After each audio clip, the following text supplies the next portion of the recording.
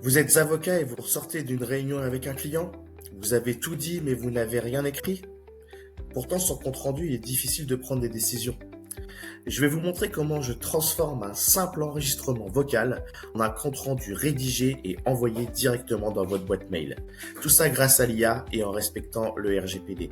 Restez bien jusqu'au bout de la vidéo parce que je vais tout vous montrer. Alors, oui, je vais me présenter. Je suis Alexis, le fondateur d'Optilexia. Je suis un facilitateur d'implémentation de solutions IA pour les avocats. Mon objectif, vous faire gagner du temps pour que vous vous concentriez sur les tâches à réelle valeur ajoutée. Donc, le problème que je constate lors d'une réunion, soit on a pris des notes à la va-vite, soit il faut à chaque fois relire notre compte rendu, ou alors écouter notre enregistrement vocal si on l'a fait pour pouvoir prendre des notes. Et c'est vraiment, ça prend beaucoup de temps. Et souvent, on le fait pas. Donc il y a des décisions qui sont perdues car rien n'est formalisé. On oublie des éléments clés et trop de réunions et pas assez de suivi. J'ai bien conscience que ça prend énormément de temps, on a la volonté, mais souvent on est rattrapé par le quotidien. Donc, comment fonctionne l'automatisation de compte-rendu que j'ai créé? Donc, en fait, c'est très simple. Lors de votre réunion, vous allez simplement prendre votre smartphone et mettre en route le dictaphone. Vous allez donc enregistrer votre conversation. Et ce qui est intéressant, c'est qu'une fois que cette conversation est finie, vous avez donc un fichier MP3. Et le but est de déposer ce fichier MP3 sur un dossier Google Drive pour que cela déclenche une automatisation. Et cette automatisation, quelle est-elle? Elle va d'abord télécharger le MP3 pour pouvoir ensuite transformer ce MP3 en un texte pour qu'il puisse être ensuite exploité par un moteur d'intelligence artificielle, un LLM, et en l'occurrence Mistral, car les données sont en France. Donc, j'irai un peu dans la partie technique et on fera une démo tout à l'heure, vous inquiétez pas. Et donc, une fois que le texte est transformé le MP3 est transformé en texte, eh bien, on va l'injecter dans un LLM, Mistral, pour qu'il commence à rédiger le compte-rendu en fonction de ce que vous souhaitez. Parce que si vous faites des comptes rendus entre confrères, ce n'est pas la même chose qu'un compte rendu de réunion avec un client. Donc, une fois que l'email il est rédigé, l'email avec le compte rendu, eh bien, c'est envoyé directement à l'adresse de votre choix. Et ce qui est intéressant ensuite, c'est que comme on fait ça sur un fichier Google Drive, une fois que c'est fini, eh bien, le fichier MP3, on va le ranger dans un dossier pour que votre dossier Google Drive soit propre et puisse justement accueillir un nouveau MP3. Donc on ira en détail tout à l'heure dans la partie RGPD, mais c'est important d'en parler maintenant. Le fait de passer par un compte Google Workspace que j'ai moi payant me permet de stocker mes données en Europe. Donc moi, mon objectif, si on travaille ensemble, c'est de partager avec vous un accès à mon Google Drive où il n'y a que nous deux qui y aurons accès pour que tout soit sécurisé. Si vous le faites seul, eh bien, je vous conseille vraiment de prendre un compte Google Workspace car autrement, ça risque d'être un peu compliqué en niveau RGPD. Car de cette manière, ensuite, on peut localiser les données. Donc là, ce que je vous propose, c'est plutôt que de vous parler de cette manière, on va simplement faire une démo ensemble pour qu'on voit justement concrètement comment fonctionne cette automatisation. À tout de suite.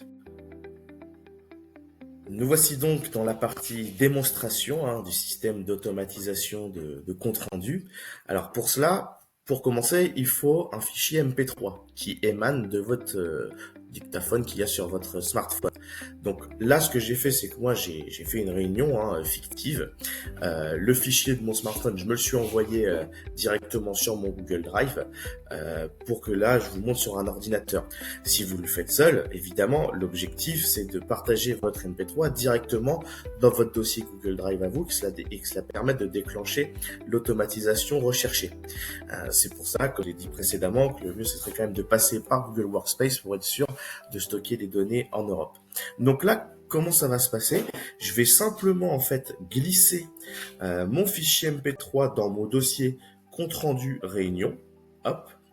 Voilà. Et là, à partir de là, donc moi, je vais manuellement déclencher l'automatisation. Mais pareil, vous pourriez très bien dire, voilà, cette automatisation se déclenche 4 fois par jour. Comme ça, si c'est vide, il ne se passe rien. Puis à partir du moment où il y a un fichier, eh bien, l'automatisation entre en compte. Alors, maintenant, on va passer sur la partie donc make technique. Alors, vous inquiétez pas, j'irai bien plus en détail tout à l'heure dans la partie technique, mais c'est juste pour vous montrer en fait qu'est-ce qui se passe là. Il est en train de récupérer le fichier Google Drive, le MP3, il est en train de le télécharger. Ensuite, ça passe par une requête HTTP. J'utilise Whisper API. Il y a un site qui s'appelle Whisper, mais qui est géré par OpenAI. Donc, les données vont un peu à l'étranger, donc je ne voulais pas. Et donc, j'ai pris un serveur qui est uniquement en Europe. Et donc là, on est sûr que nos données ne transitent pas ailleurs.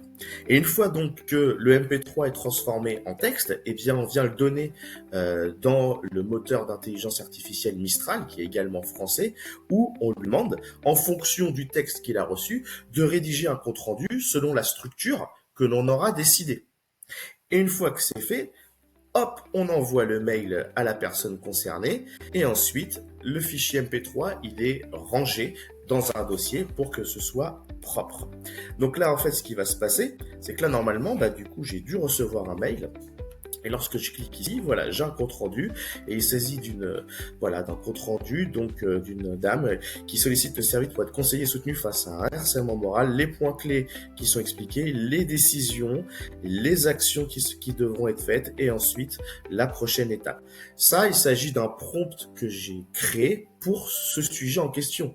Maintenant, vous avez d'autres réunions, d'autres types de réunions, on peut forcément totalement adapter le prompt. Mais vous avez vu, en quelques temps, boum, on a quelque chose qui est vraiment quand même plutôt propre.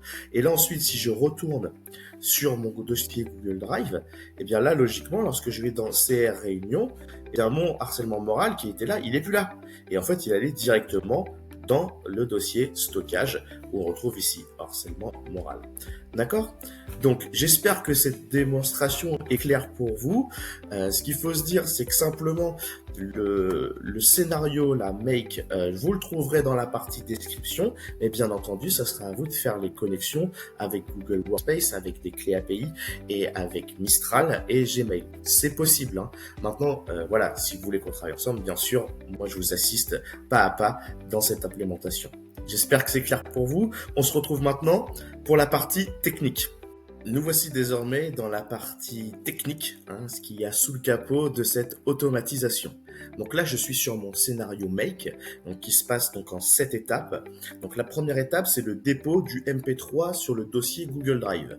Donc ça, ce qui est intéressant, comme on a pu le voir tout à l'heure, ça peut se faire à partir du smartphone. Si vous avez accès à votre Google Drive, vous le partagez directement dans le dossier escompté, ou alors vous l'envoyez par mail pour pouvoir le faire sur ordinateur. C'est vous qui le voulez, qui faites ce que vous voulez.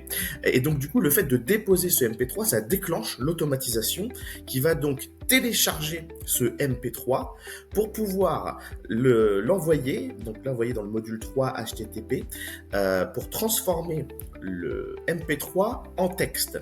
Et donc là, pourquoi c'est une requête HTTP?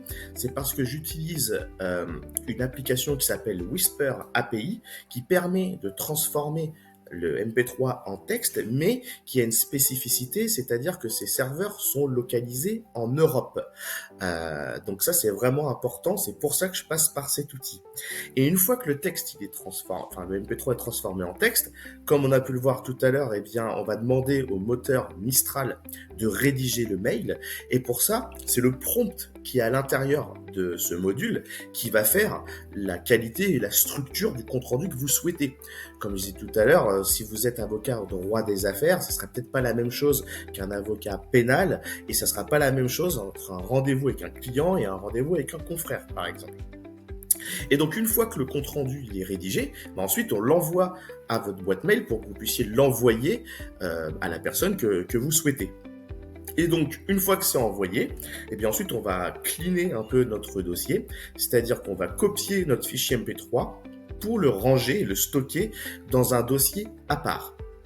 Donc, vous voyez, si je vais un petit peu plus dans le détail et que je retourne dans cette automatisation, en fait, le plus important, c'est la partie là-dedans, en fait, c'est le prompt. Donc, ce qui est intéressant de voir, c'est que j'ai fait pas mal de tests. Là, je suis sur le modèle OpenMixtral 822B, mais vous voyez, je vais vous montrer, mais il y en a énormément, en fait. Il y a vraiment énormément de modèles. Donc, le but, c'est de faire des tests. Et ensuite, vous voyez ici, on a le prompt. Donc, tu es un assistant intelligent d'un cabinet d'avocats. Et après, je peux préciser. Et ensuite, voilà, je lui demande qui commence toujours par bonjour à tous, qui est un résumé de la réunion, un contexte, des points clés, des décisions. Mais ça, forcément, ça se modifie, hein, pas de problème. Et ensuite, au niveau de l'email, eh bien, on va simplement mettre à qui on envoie l'email tout simplement. D'accord? Donc, ce qui est intéressant là-dedans, encore une fois, c'est le fait de passer par cette automatisation. On est sûr de respecter la RGPD parce que mon Google Workspace, en fait, stocke mes données en Union européenne. C'est parce que j'ai un compte payant qui permet de faire ça. Vous pouvez le faire également, mais il faudra prendre le compte payant. D'accord? Ensuite, effectivement, j'utilise Whisper API, un serveur localisé en Europe, donc les données ne sortent pas d'Europe, et Mistral, qui est donc le LLM français, qui a l'avantage que, effectivement, de nouveau, les données ne sortent pas en Europe. Donc, j'espère que c'est clair pour vous. Et maintenant, on va aller un petit peu plus dans le détail au niveau de la conformité RGPD de chacun de ces modèles, pour que vous soyez bien rassurés. À tout de suite. Passons maintenant à la conformité RGPD des différents modules utilisés dans le cadre de notre scénario d'automatisation de compte rendu. Donc le premier, comme on a pu le voir tout à l'heure, c'est Mistral. Donc Mistral, c'est un LLM, Large Language Model, qui est français. Donc dans le cadre de son utilisation, si on travaille ensemble, le responsable du traitement, donc c'est moi, Alexis Grimal. Si vous le faites toute seule, c'est vous. L'outil, donc c'est bien l'API Mistral. Qui dit API dit que toutes données qui sont transmises à ce module ne sont pas utilisées pour l'entraînement des différents moteurs d'intelligence artificielle. Et donc au niveau de la protection des données, il y a un avenant DPA qui est en fait intégré directement aux conditions générales et il n'y a pas de conservation durable des données.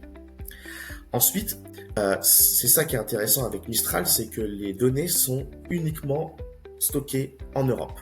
Et il y a des sécurités très fortes, des normes ISO 27001, le chiffrement TLS et at rest. Ensuite, il y a l'outil Make. Donc là, si on travaille ensemble, le contrôleur, c'est vous. Le sous-traitant principal, c'est moi, Optilexia. Si vous le faites seul, c'est vous. D'accord? Et le sous-traitant secondaire, c'est Make, qui est régi par l'addendum DPA, qui est également intégré à mon contrat. Donc, si vous prenez un abonnement sur Make, vous aurez également accès à ce DPA en guise de preuve si un jour vous avez un contrôle concernant la conformité de la protection des données. Donc, Make, c'est américain, mais comme j'ai créé en fait mon compte en Europe, eh bien mes données sont hébergées dans des data centers européens. Il n'y a aucune donnée qui est exportée hors EEE, hors Europe, sans garantie contractuelle. Donc, comme je disais, il y a un DPA de Make qui est conforme au RGPD, qui est disponible sur demande, et il n'y a pas de conservation durable des logs, des contenus, des emails, des facteurs, des comptes rendus, de ce qu'on veut. Si on le souhaite, on peut bien sûr dire attention, Make ne travaille pas avec mes données. C'est complètement possible. Certification assez forte également, ISO 27001 et SOC 2, et un chiffrement TLS en transit et AES 256 at rest. Donc au niveau de la sous-traitance et des transferts, donc il y a une liste publique de tous les sous-traitants Make, ils sont tous contraints aux mêmes obligations RGPD. Et les transferts hors EEE sont couverts par clause contractuelle standard. Maintenant, passons à la partie Google Workspace, parce que c'est à partir de là, comme on utilise un Google Drive et qu'on utilise Gmail, le fait de passer par un compte Google Workspace payant permet de stocker nos données en Europe et d'être en conformité avec la RGPD. Donc voilà, les données sont stockées en Europe. Pareil, il y a des clauses vraiment très fortes, notamment l'ISO, le 27001, le SOC 2, le SOC 3 depuis peu. Les données sont chiffrées au repos et en transit. Donc si vous voulez faire ce type d'automatisation en passant par Google Drive, moi je vous conseille vraiment de prendre un compte Google Workspace payant pour pouvoir stocker vos données en Europe. Regardez, je vous montre. Ça, c'est mon admin de mon compte Google Workspace. Donc, on voit bien ici, dans la première partie, donc paramètres du compte, informations relatives au DPO, protection des données, donc personne chargée le cas échéant. Donc là, on voit bien que c'est moi avec l'adresse de mon entreprise, mon numéro, mon adresse mail. L'autorité de contrôle de réglementation. Donc, on voit bien que là, ici, c'est la CNIL. Si on va un tout petit peu plus loin, on voit que les conditions d'utilisation supplémentaires relatives à la sécurité, à la confidentialité, il y a bien l'avenant relatif au traitement des données cloud ATDC qui a été signé par mon entreprise. Et j'indique que la législation européenne sur la protection des données s'applique à mon organisation. On voit bien ici, ce qui est certifié. Et donc, vous voyez, ce qui est intéressant avec Google Workspace, c'est que dans les paramètres, on peut ensuite décider où sont stockées nos données. Et là, vous voyez, donc je suis allé vraiment dans plus profond de compte admin pour sélectionner en fait Europe. Donc, si vous le faites seul, je vous invite à faire la même démarche que moi pour pouvoir vraiment être en conformité. Et si on travaille ensemble, bien entendu, tout ça, vous avez les preuves de tout ce que je vous montre. Ensuite, il y a un autre outil, comme je vous en parlais un peu tout à l'heure, qui est Whisper API. Donc, il y a quelque chose qui est connu qui s'appelle Whisper de OpenAI, mais si on utilise cet outil, on ne sait pas où vont les données. Whisper API, on est sûr que les données sont en Europe.